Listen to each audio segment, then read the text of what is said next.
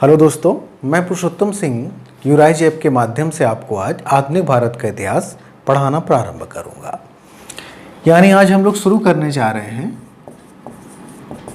Modern history,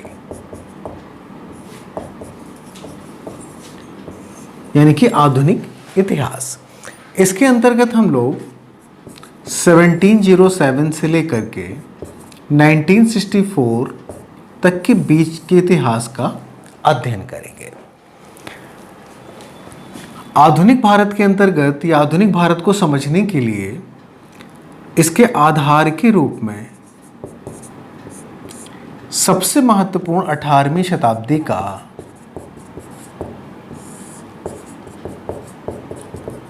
Bharat है, क्योंकि 18वीं शताब्दी के भारत ने जो आधार निर्मित किया उसी पर चल करके आगे का आधुनिक भारत तैयार हुआ।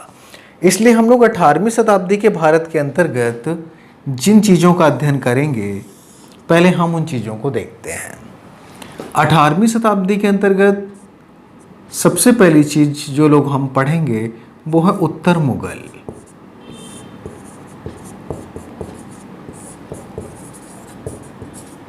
लेटर मुगल्स या उत्तर मुगल। इसके बाद दूसरे नंबर पे जो हम लोग पढ़ेंगे वो है क्षेत्रीय राज्य, यानी कि रीजनल स्टेट। क्षेत्रीय राज्य। तीसरे नंबर पर यूरोपीय कंपनियों का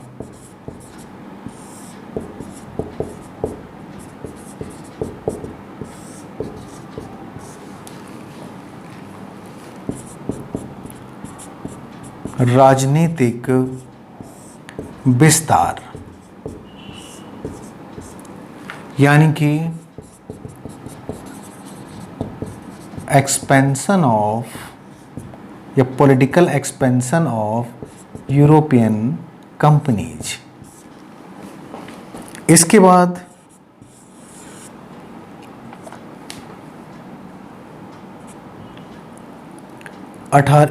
आर्थिक स्थिति।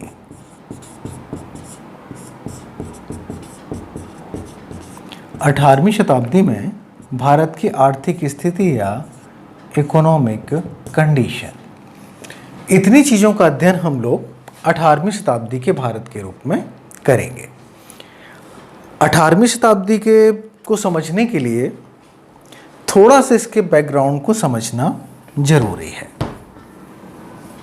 अगर हम इसके बैकग्राउंड की बात करें तो जिस समय ये 18वीं शताब्दी का भारत शुरू हो रहा था, उस समय हमारे भारत की पॉलिटिकल कंडीशन क्या थी, इसे हम मैप के माध्यम से समझने का प्रयास करते हैं। जिस समय हमारे यहाँ पे 18वीं शताब्दी का भारत चल रहा था, उस समय जो राज्य हमारे यहाँ थे, हम उनके बारे में मैप के माध्यम से थोड़ी सी जानकारी प्राप्त करेंगे। इससे अफगानिस्तान, पाकिस्तान, इंडिया, बांग्लादेश, इनको लेकर के हम चलेंगे। 1707 तक ग्रेट मुगल्स का भारत में प्रत्यक्ष प्रभाव था और मुगलों के प्रभाव के अंतर्गत ही हमारा पूरा भारत उस समय काम कर रहा था। अर्थात भारत में फारसी राज की भाषा थी, मुगलों की प्रशासनिक संस्थाएं आदर्श संस्थाएं थीं, मुगलों की राजस्व व्यवस्थाएं भारत की आदर्श व्यवस्थाएं थीं और शासक ही सब कुछ था, और दिल्ली हमारे इस भारत की राजधानी थी।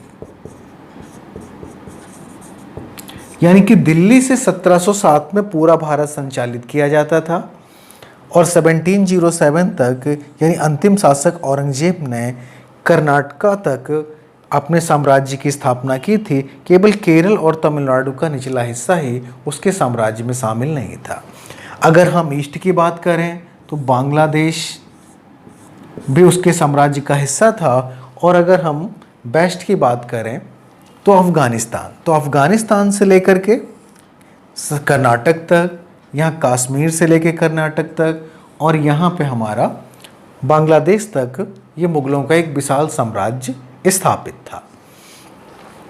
लेकिन 1707 में औरंगजेब की मृत्यु हो जाने पर कैसे स्थितियां बदलना प्रारंभ हो जाती हैं, इनकी हम थोड़ी सी चर्चा करते हैं। आइए अब हम ये देखते हैं कि जब ये 18वीं शताब्दी का भारत औरंगजेब की मृत्यु के बाद कैसे परिवर्तित होगा। तो अगर हम संपूर्ण 18वीं शताब्दी के पॉलिटिकल कंडीशंस को लेके चलें, यानी कि 1707 से लेकर के 1800 तक, तो जहां अभी हम देख रहे थे कि अफगानिस्तान से लेकर के वेस्ट बंगाल और यहाँ कर्नाटक, ऊपर कश्मीर तक केवल मुगल एम्पायर का प्रभाव था, अब ये देखते हैं कि इस 18वीं शताब्दी के अंत तक, यानी कि 1707 से लेकर के 1800 तक जाते जाते भारत की पॉलिटिकल कंडीशन या राजनीतिक स्थितियां कैसे परिवर्तित होती हैं, और उन्हीं चीज़ों को हमें आधुनिक भारत के इतिहास के अंतर्गत पढ़ना है। तो अगर हम ये देखेंगे कि दिल्ली के आसपास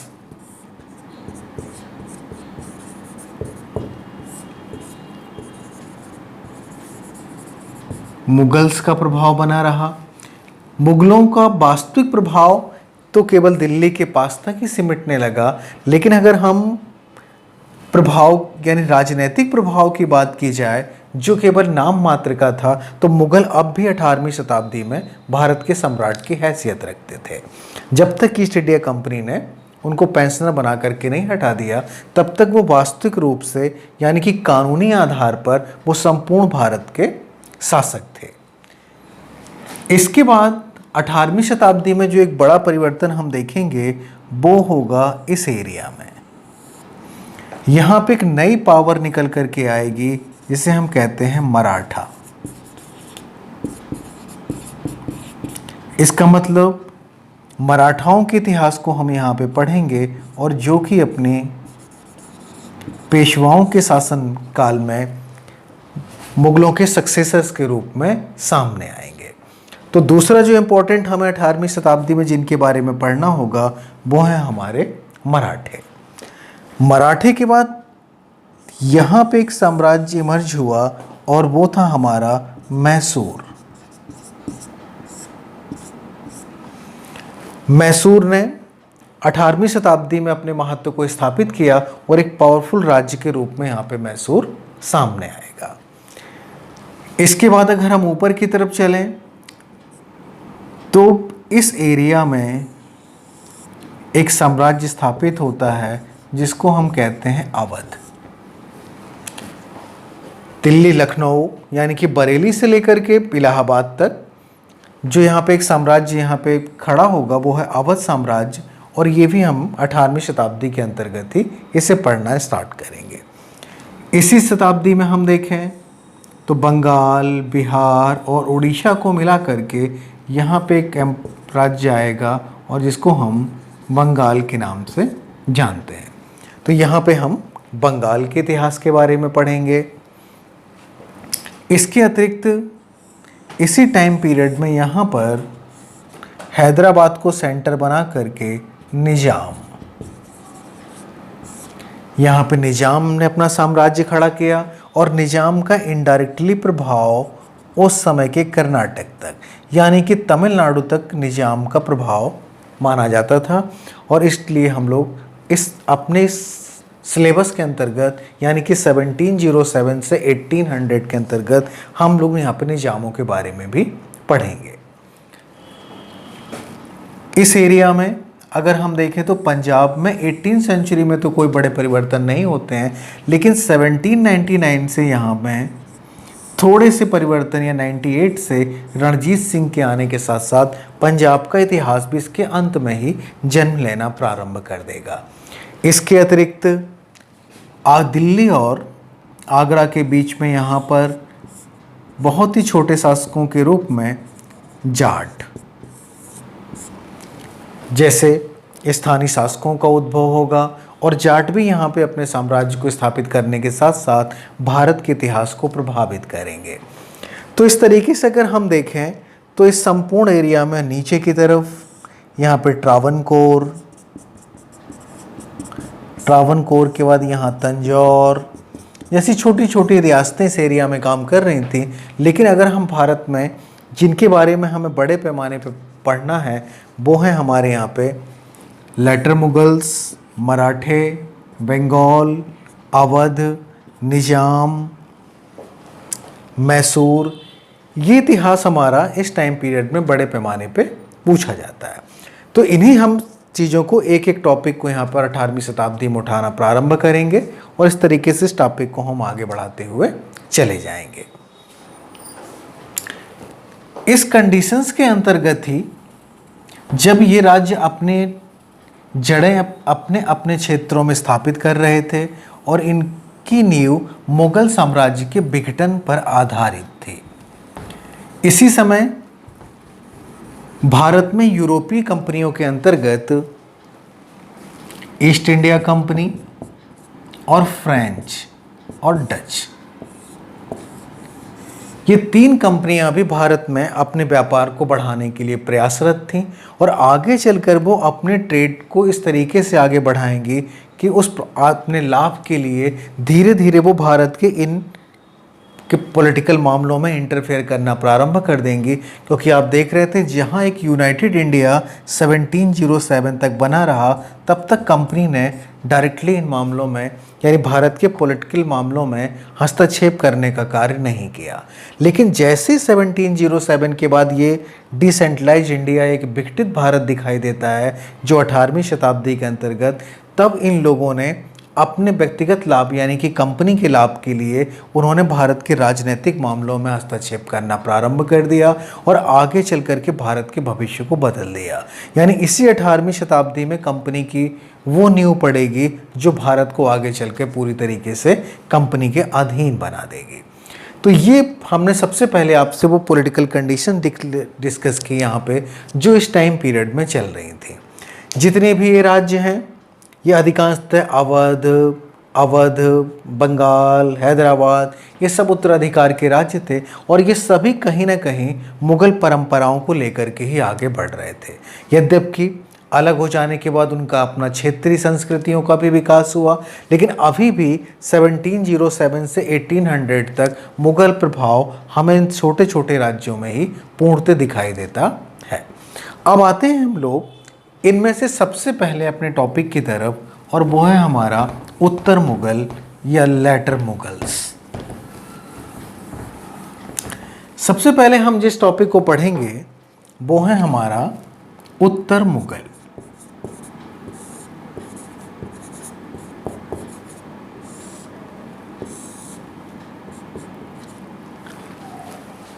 लेटर मुगल्स या उत्तर मुगल के अंतर्गत हम लोग 1707 से 1857 के बीच में दिल्ली में बैठने वाले मुगल शासकों के बारे में पढ़ेंगे। इन शासकों की अपनी नीतियां क्या थी, पहले के ग्रेट मुगल्स इनमें कैसे कैसे चेंजेज आते हुए चले गए, इनके अपनी पॉलिसीज का भारत पे इम्पैक्ट क्या पड़ा, इस तरीके की चीज़ों को हम इनके अंतर्गत लेकर के चलेंगे। 1707 में साउथ इंडिया में अहमदनगर में औरंगजेब की डेथ हो जाती है। 1707 में औरंगजेब की यहाँ डेथ हो गई और इसको ले जाकर के खुलदाबाद नामक जगह पे उसे दफना दिया गया। यानी वो 1680 में औरंगजेब साउथ इंडिया गया और 1707 में औरंगजेब की साउथ इंडिया में डेथ हो गई। औरंगजेब की मृत्यु के समय तक उसके 3 बेटे, पहला बेटा मुअज्जम, आजम और कामबख्श,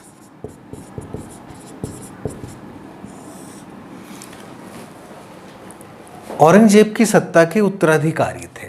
लेकिन मुगल परंपरा के अंतर्गत उत्तराधिकार का कोई नियम नहीं था, क्योंकि इस्लाम ब्रदरहुड या भाईचारे के आधार पर आधारित था और इसलिए कुरान किसी राजनीतिक संकल्पना को प्रस्तुत नहीं करती थी और इसीलिए उत्तराधिकार का प्रश्न हमेशा मुस्लिम राज्यों में एक बड़ा विषय बना रहा और इस विवाद ने कई चीज़ों को जन्म दिया।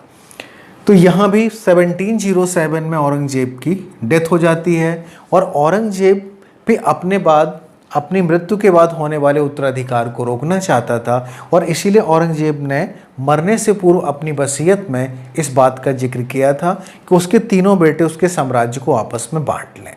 लेकिन औरंगजेब खुद उत्तराधिकार के युद्ध में अपने भाइयों की हत्या करके शासक बना था और वही इतिहास फिर उसकी मृत्यु के बाद यहाँ पे दोहराया जाना था।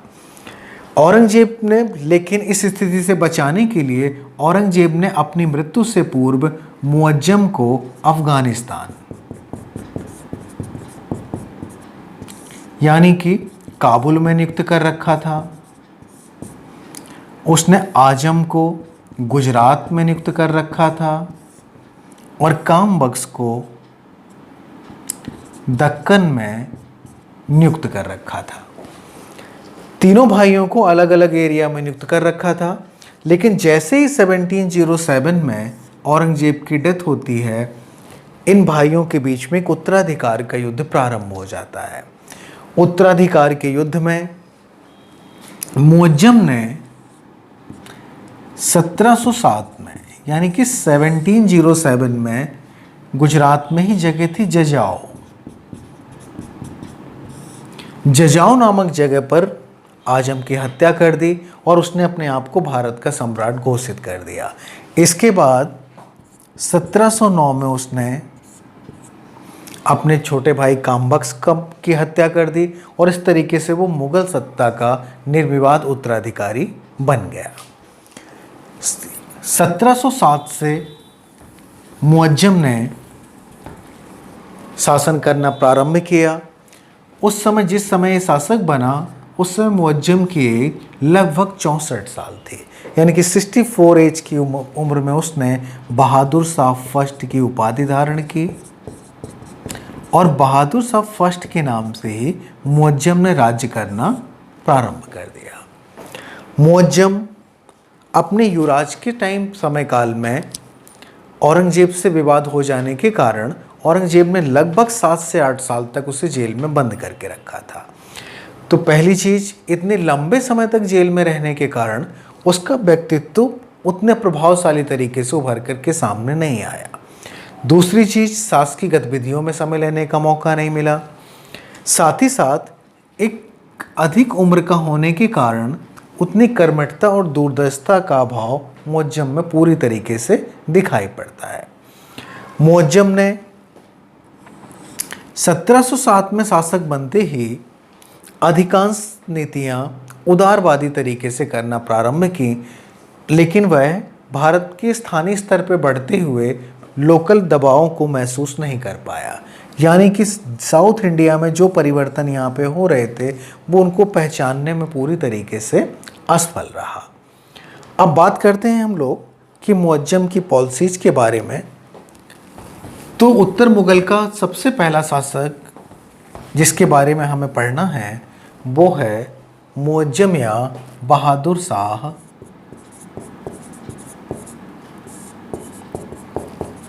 फर्स्ट। बहादुर शाह का टाइम पीरियड 1707 से लेकर के 1712 तक, ठीक, 11-12 तक। तो 1707 से लेकर के 1712 तक बहादुर शाह का शासनकाल रहा। बहादुर शाह मुअज्जम के नाम से शासक बनता है और वो मुअज्जम बहादुर शाह के नाम से शासक बनता है और शासक बनते ही इसने अधिकांश लोगों के साथ मेल मिलाप की एक उदारवादी नीति प्रारंभ की।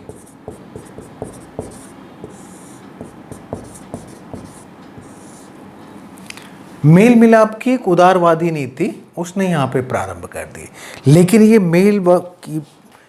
मेलवादी या मेल मिलाप की जो ये उदारवादी नीति है, एक ऐसे समय पे लेकर के आ रहा था जब भारत की स्थानीय शक्तियां उभरने का प्रयास कर रही थी।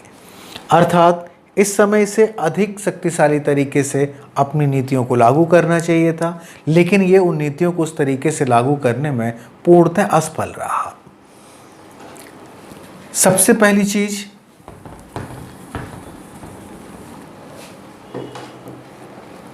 बहादुर शाह के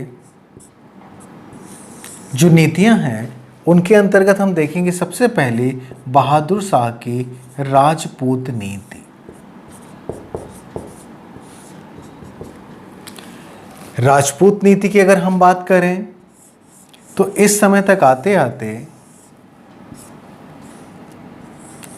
राजस्थान में कई क्षेत्रीय शक्ति या राजपूतों ने अपनी पावर को मजबूत करना प्रारंभ कर दिया था, लेकिन आंतरिक स्वायत्तता के बाद भी वे मुगलों की परंपराओं को मान्यता देते थे और वो अपने आप में मुगलों की अधीनता को स्वीकार भी करते थे, लेकिन आंतरिक रूप से वो स्वायत्त थे। इन महत्वपूर्ण लोगों में मारवाड़ के शासक अजीत सिंह ने अपनी स्थानीय स्थिति को मजबूत कर रखा था। इसी तरीके से दूसरे राजा आमेर यानी कि जयपुर के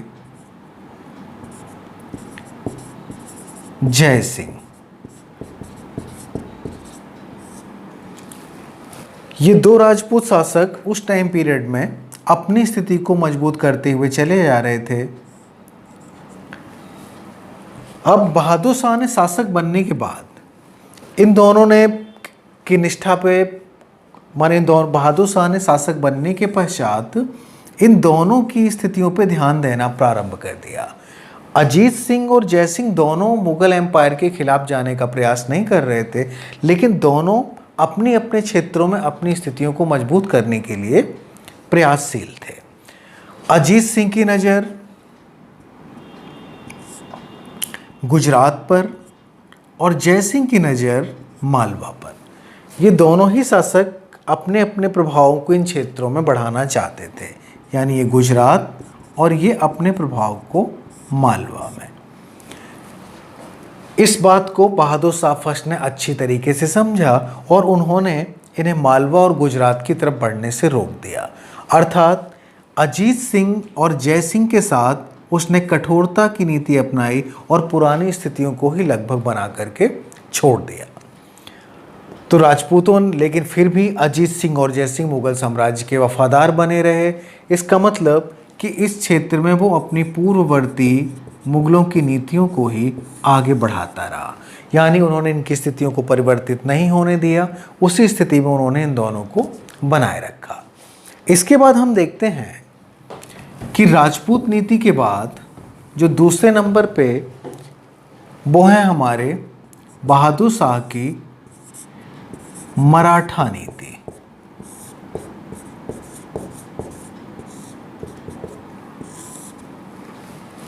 बहादुर शाह की मराठा नीति। अब थोड़ा सा मराठों के बैकग्राउंड में चलते हैं, तब आप उनकी मराठा नीति को समझ पाएंगे। 1680 1680 में शिवाजी की मृत्यु होती है और शिवाजी ने अपनी मृत्यु के समय तक मराठों को इस एरिया में स्थापित कर दिया था। मुगलों ने, यानी कि इस समय औरंगजेब शासक था, औरंगजेब ने शिवाजी को कभी भी एक शासक के रूप में स्वीकार नहीं किया और वो मराठों की वास्तविकता को कभी समझ ही नहीं पाया। और लेकिन अपनी मृत्यु तक शिवाजी मराठों को संगठित कर चुके थे और एक स्वराज्य नामक स्वप्न से जोड़ चुके थे। इस तरीके से 1680 में शिवाजी की मृत्यु होने के पश्चात 1680 से 89 तक शिवाजी का पुत्र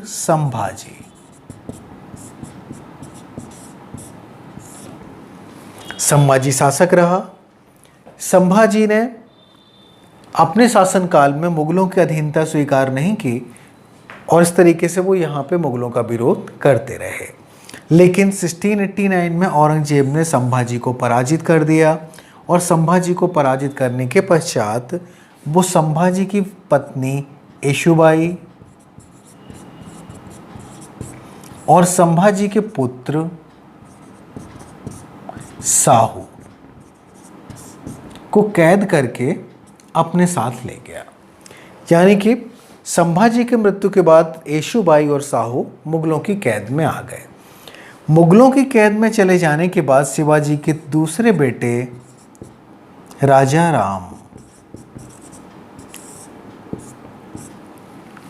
राम ने सत्ता संभाली और इस तरीके से मराठाओं की स्थितियों को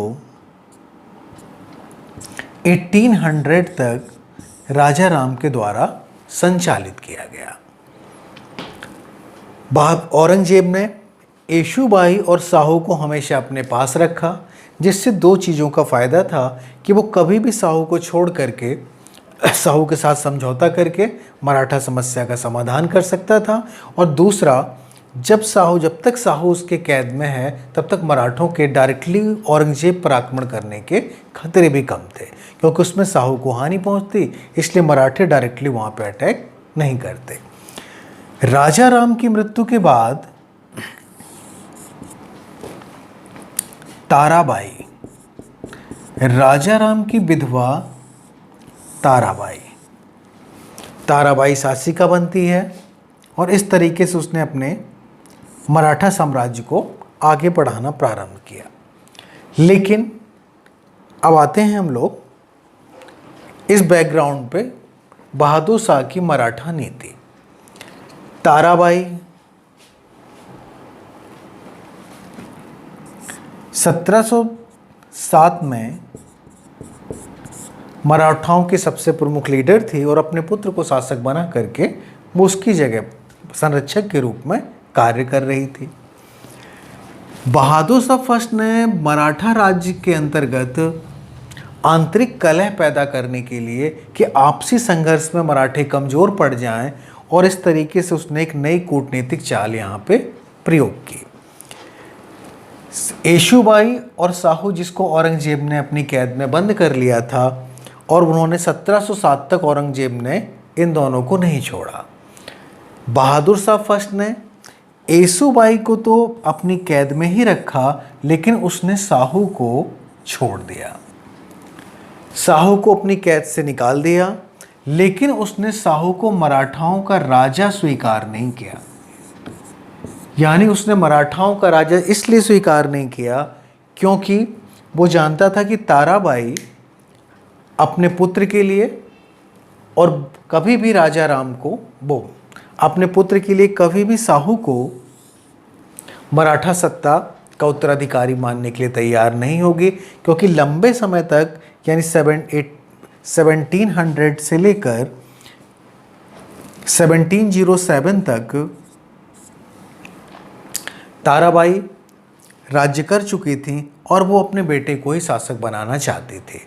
अतः इसलिए बहादुर शाह फर्स्ट ने साहू को छोड़ दिया कि साहू और ताराबाई के बीच में संघर्ष प्रारंभ हो जाए, जिससे मराठों की स्थिति कमज़ोर पड़ जाएगी और इसका फ़ायदा बहादुर शाह उठा लेगा। और इसीलिए उसने जानबूझ करके साहू को मराठों का शासक स्वीकार नहीं किया।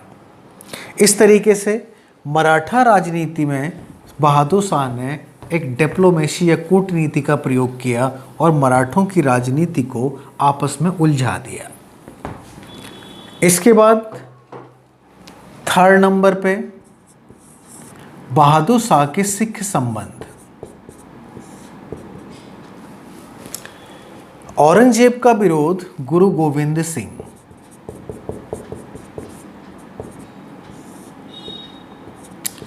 औरंगजेब का विरोध गुरु गोविंद सिंह लगातार करते चले आ रहे थे और उन्होंने पंजाब और हिमाचल वाले क्षेत्र में अपनी एक मजबूत स्थिति बना रखी थी।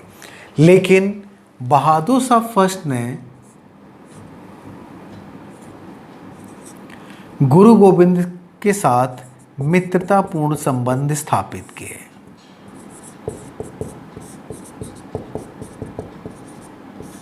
और गुरु गोविंद सिंह को 400 का मनसब यानी कि प्रशासनिक पद प्रदान किया।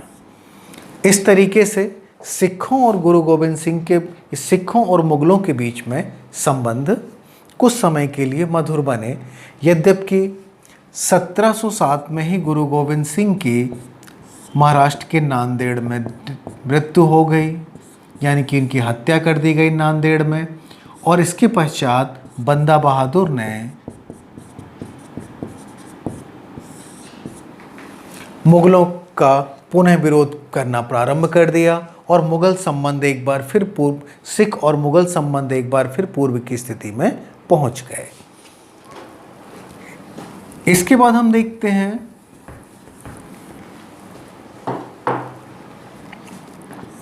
कि मुगल और जाट संबंध।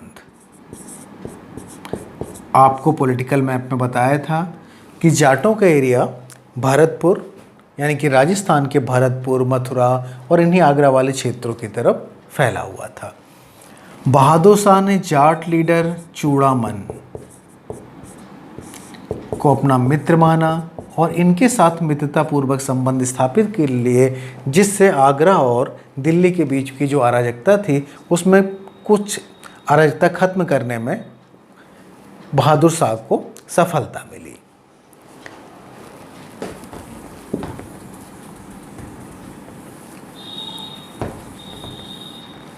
इस तरीके से बहादुर शाह ने अपने क्षेत्रीय शासकों के साथ अच्छे संबंध स्थापित किए। इसके अलावा इन राजनीतिक कार्यों के साथ साथ उसने जागीर वितरण